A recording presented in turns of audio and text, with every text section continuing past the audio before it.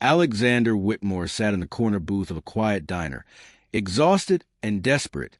His 5-year-old son, Tyler, sobbed uncontrollably beside him, refusing to eat, refusing to be comforted. Alexander had tried everything, his tablet, his favorite toy car, promises of ice cream. Nothing worked. That's when a young waitress with tired eyes approached their table, knelt down at Tyler's level, and whispered something that would change everything. He doesn't need distractions. He only needs a mom.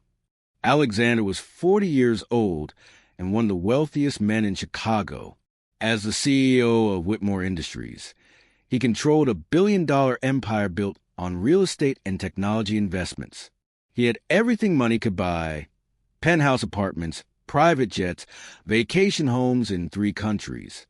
But money couldn't buy him the one thing his son desperately needed. Tyler's mother, Melissa, had died 2 years ago from sudden cardiac arrest. She'd been healthy, vibrant, only 34 years old. One moment she was laughing at breakfast. The next she collapsed. By the time the ambulance arrived, she was gone.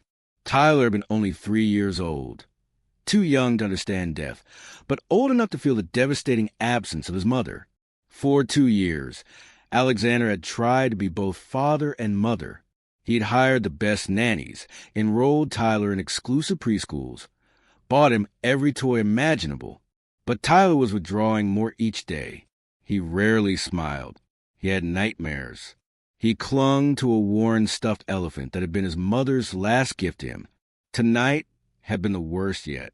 Alexander had picked Tyler up from preschool to find his son had been crying all afternoon. The teacher said Tyler had asked when his mommy was coming back, and when she gently reminded him that his mother was in heaven, Tyler had broken down. Now, at 7 p.m. on a Tuesday evening, Alexander sat at Martha's Diner, a small, unpretentious restaurant far from his usual 5-star establishments. He'd driven aimlessly after leaving the preschool, Tyler crying in the back seat, until he'd spotted the simple diner and pulled in out of desperation. The diner was modest and warm, with red vinyl booths and checkered floors. The smell of coffee and home-cooked meals filled the air. Only a few other customers were scattered throughout, mostly elderly couples, and a truck driver at the counter. Alexander had ordered Tyler's favorite, chicken fingers and fries, but the boy wouldn't even look at his plate. He just cried, hiccuping sobs that broke Alexander's heart into smaller pieces with each breath. "Tyler, please," Alexander said, his own voice cracking. "You have to eat something, buddy." But Tyler just shook his head, tears streaming down his red, puffy face. "I want Mommy," he whispered for the 100th time that day. Alexander felt helpless. He ran multi-million-dollar companies. He made decisions that affected thousands of employees. He'd negotiated deals with some of the most powerful people in the world, but he couldn't comfort his own son. He was reaching for his phone, maybe to call the nanny, maybe just to have something to do with his hands, when he noticed a waitress approaching. She was young, maybe late 20s, with brown hair pulled into a simple ponytail. Her name tag read Sophie.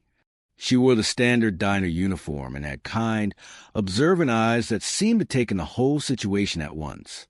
Sophie didn't immediately try to take their order or offer the usual waitress pleasantries. Instead, she did something unexpected. She knelt down beside the booth, putting herself at Tyler's eye level. She didn't touch him or invade his space. She just waited, patient and calm, until Tyler's sobs quieted enough for him to notice her presence. "Hi there," Sophie said softly. "My name is Sophie. What's yours?" Tyler hiccuped and looked at her through his tears. "Tyler," he whispered. "That's a really nice name," Sophie said. "I bet your mom picked it out, didn't she?" Tyler nodded, fresh tears spilling over. Alexander opened his mouth to intervene. This was too personal, too painful. But something in Sophie's expression made him pause. She knew what she was doing. This wasn't just a waitress trying to calm a crying child. This was something else, something deeper. Sophie glanced up at Alexander, and he saw understanding in her eyes. Not pity, not awkwardness, just recognition. like she'd seen this exact pain before and knew its weight. Then Sophie turned back to Tyler and said words that hit Alexander like a physical blow. "You miss your mommy very much, don't you? And that's okay. You know what I think? I think your daddy is trying really hard, but sometimes daddies can't fix missing mommy feelings. Sometimes kids just need a mom." Tyler stared at her, his crying quieting as he processed her words. Alexander felt his throat tighten. This stranger had just articulated the exact truth he'd been too afraid to acknowledge. "He doesn't need distractions," Sophie said, now looking directly at Alexander. "He only needs a mom." The words hung in the air between them. Alexander felt exposed, vulnerable in a way his wealth had always protected him from. But Sophie's expression held no judgment, just a profound understanding that made him wonder, how did this waitress know exactly what to say? Sophie stood up and gave Alexander a gentle smile. "Can I get you both some hot chocolate? It won't fix everything, but it helps a little." Alexander nodded, unable to speak. Sophie walked away, leaving him alone with Tyler, who had finally stopped crying but now looked utterly empty, just numb. When Sophie returned with 2 steaming mugs of hot chocolate, one with extra marshmallows for Tyler, she set them down carefully. Tyler looked at the marshmallows floating in his cup with the first hint of interest he'd shown all evening. "Thank you," Alexander managed to say. You seem to understand what he's going through." Sophie's expression flickered with old pain. "I do understand. More than you might think."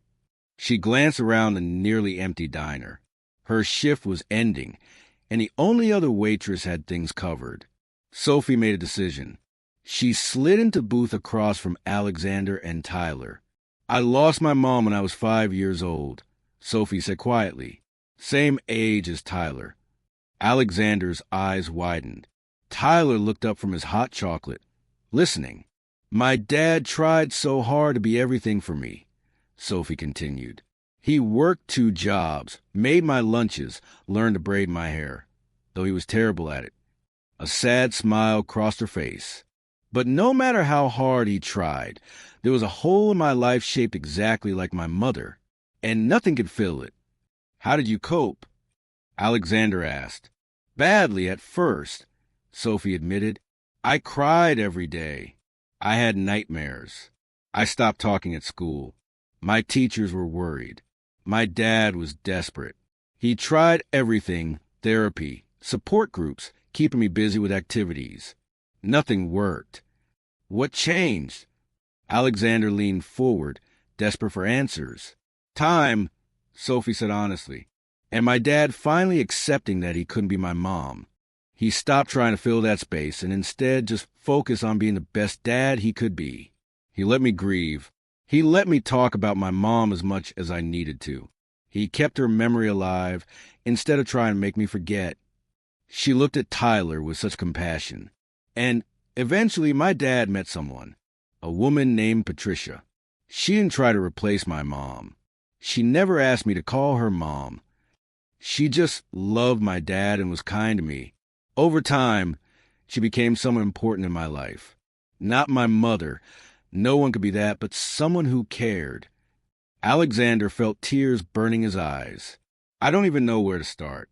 I can't replace Melissa. I don't want to, but Tyler needs."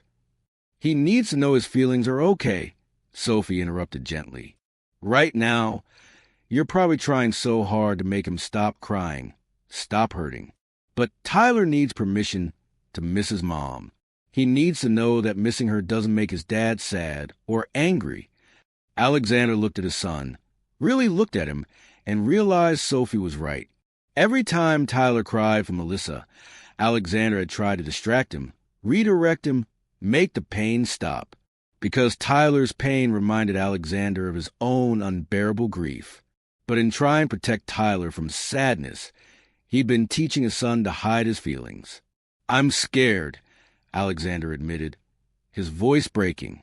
"I'm scared that if I let him talk about her too much, he'll never move forward. I'm scared that I'm failing him every single day." "You're not failing him," Sophie said firmly. "You're here. You showed up. You're trying. That counts for more than you know. Tyler had been quietly listening to this entire exchange. Now he did something that surprised both adults. He reached across the table and put his small hand on Sophie's. "Do you still miss your mommy?" Tyler asked in a small voice. Sophie smiled through tears. "Every single day. But it hurts less now. And I can remember the happy times without only feeling sad." "Will that happen to me?" Tyler asked. "Yes," Sophie promised. "It will. Your daddy will make sure of it." Alexander felt something shift in his chest.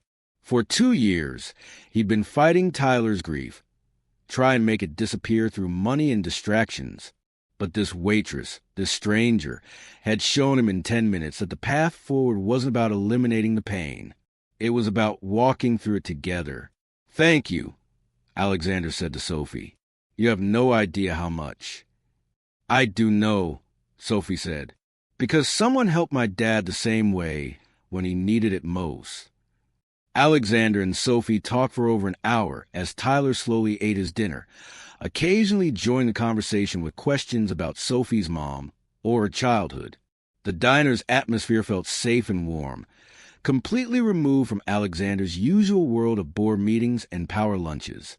As the evening deepened, Alexander learned that Sophie was 29, working at the diner while studying for her master's degree in child psychology. She wanted to become a grief counselor for children who'd lost parents.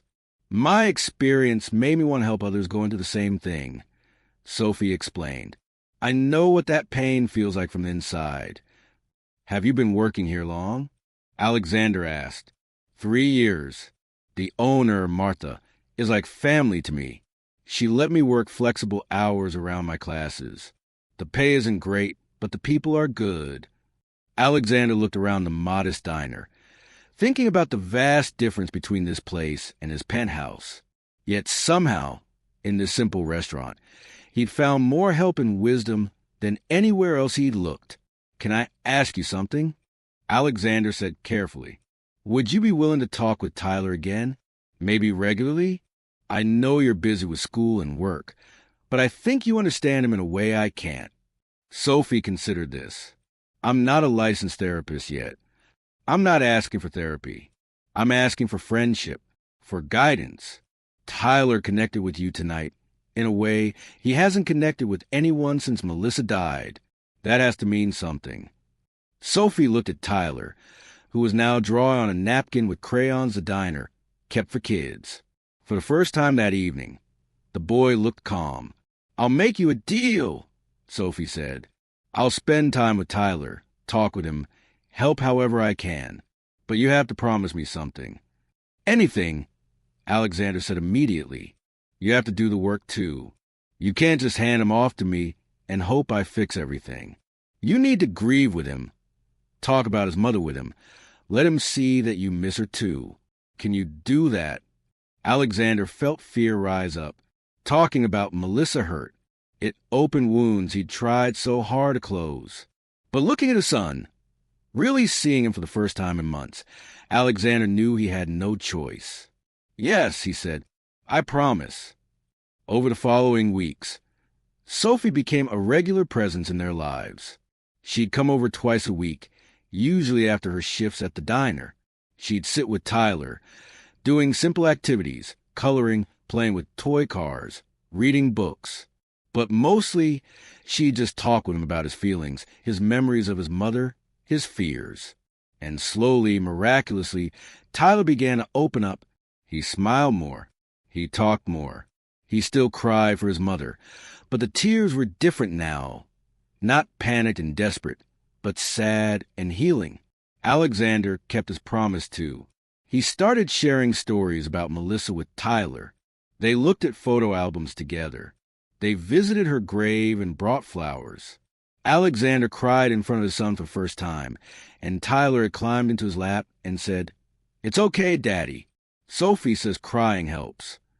One evening, 3 months after that first night at the diner, Alexander invited Sophie for dinner at his penthouse.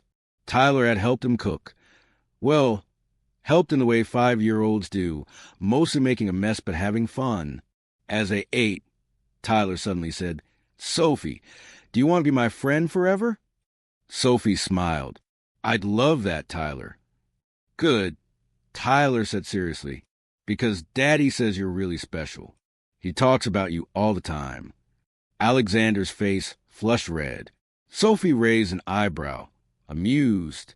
"Does he now?" "Tyler, buddy, why don't you go get that picture you drew for Sophie?" Alexander suggested, deflecting. Tyler ran off excitedly, leaving the adults alone. "He's not wrong," Alexander said quietly. "You've changed our lives, Sophie. I don't know how to thank you." "You don't need to thank me," Sophie said. "Seeing Tyler happy is enough." "Is it?" Alexander asked, his voice carrying a weight of unspoken meaning. "Because I was hoping maybe we could see you not just for Tyler's sake, but for other reasons too." Sophie's expression softened. "Alexander, I know it's complicated," he continued. "I know it might seem like I'm just grateful or dependent, but the truth is, somewhere in these last few months, you became important to me too, not as Tyler's counselor or friend, as someone I look forward to seeing, someone who makes me remember what it feels like to actually connect with another person." Sophie was quiet for a moment. "I care about you both, very much, but we need to be careful. Tyler's healing is the priority." "I agree completely," Alexander said. "I'm not asking for anything to change right now. I'm just saying maybe someday when Tyler's in a better place, we could see where this goes." Sophie smiled. "Maybe someday." 2 years passed. Tyler, now 7 years old, was thriving. He'd made friends at school, joined a soccer team, and while he still missed his mother, and probably always would, the grief no longer consumed him. Sophie had finished her master's degree and was now working as a children's grief counselor. She'd opened a small practice that Alexander had helped fund, allowing her to provide services on a sliding scale so families without resources could afford help. And somewhere along the way, carefully and slowly, Alexander and Sophie had fallen in love. They'd taken their time, always putting Tyler's well-being first, making sure each step felt right. Tyler had been part of the journey, involved in decisions, allowed to express his feelings. When Alexander proposed to Sophie in the same diner booth where they'd first met, Tyler was there, holding a small box with Sophie's engagement ring. He'd asked Sophie the question his father had been too nervous to ask. "Will you be part of our family forever?" Sophie had cried and said yes. Not as Tyler's new mother. They both understood Melissa would always be his mom, but as Sophie, as someone who loved them both and wanted to build a life together. The wedding was small and intimate, held in Martha's diner after hours, with only close friends and family present. Tyler served as the ring bearer and gave a speech he'd written himself. "Sophie helped me understand that love doesn't replace love. It adds to it. My mommy will always be my mommy. But now I also have Sophie, and she's pretty great too." On their wedding night, after Tyler had fallen asleep at his grandmother's house, Alexander and Sophie stood in the penthouse living room, still wearing their wedding clothes, looking out at the Chicago skyline. "Do you remember that first night?" Alexander asked. "When you knelt down and told Tyler he only needed a mom?" "I remember," Sophie said. "You looked so lost." "I was lost," Alexander admitted. "I had all the money in the world, but no idea how to help my son. You showed me that love isn't about providing things. It's about being present, about allowing pain instead of trying to eliminate it." "You did the hard work," Sophie said. "I just pointed you in the right direction." "You did more than that," Alexander insisted. "You saved us, both of us." Sophie turned to face him. "You saved yourself, Alexander. You chose to be vulnerable. You chose to grieve openly. You chose to let people in. That's what saved you." "I chose you," Alexander said simply. "Best decision I ever made." They stood together in comfortable silence. Two people who'd found each other in the most unexpected way. Through pain, through loss, through a 5-year-old boy's desperate need for connection. The next morning, Tyler woke up in his grandmother's house and immediately asked to go home. When they arrived at the penthouse, he ran straight to Sophie and hugged her tight.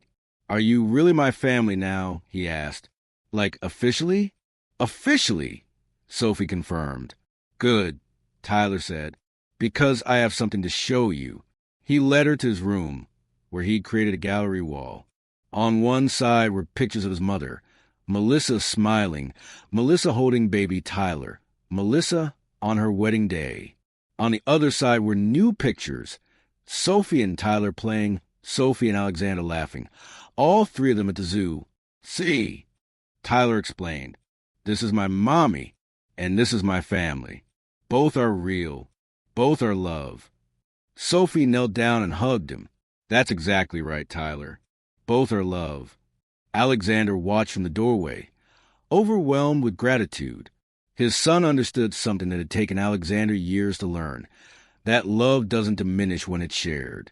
It multiplies. That honoring the past doesn't mean you can't build a future. That grief and joy can exist in the same heart, in the same home, in the same life. That evening, as the three of them sat together eating pizza, Tyler's current favorite food, Alexander looked at his family and felt complete for the first time since Melissa's death. Not because the grief was gone, but because he'd finally learned to carry it alongside happiness. Sophie caught him staring and smiled. "What are you thinking about?" "I'm thinking about a waitress who changed my life," Alexander said, "who taught me that the most valuable things can't be bought.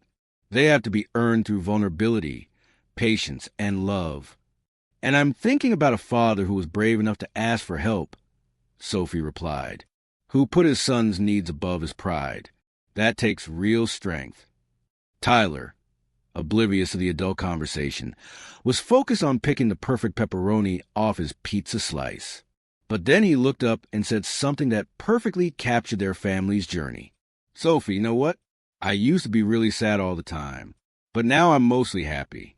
I still miss Mommy, but it's okay because I can talk about her, and I have you and Daddy. Is that weird to be sad and happy at the same time?" "It's not weird at all," Sophie said. "It's called healing, and you're doing it beautifully." Years later, when Tyler was a teenager applying to colleges, he'd write his entrance essay about that night in the diner, about how a young waitress had seen a crying child and recognized his pain because she'd lived it herself, about how one act of compassion had rippled outward, changing not just his life, but creating an entire new family. The essay would end with words that had become the family's motto, words that Alexander had framed and hung in their home. "My mother taught me how to love. My father taught me how to grieve. And Sophie taught me that you don't have to choose between them. You can hold both. You can honor the past while building the future. You can miss someone terribly and still find joy. That's not betrayal. That's survival. That's growth. That's life." Alexander would read that essay with tears streaming down his face, remembering the broken man he'd been that night in the diner, remembering how close he'd come to losing his son to grief, remembering the waitress who'd seen right through his wealth and power to the desperate father underneath. And he remembers Sophie's words that had started it all.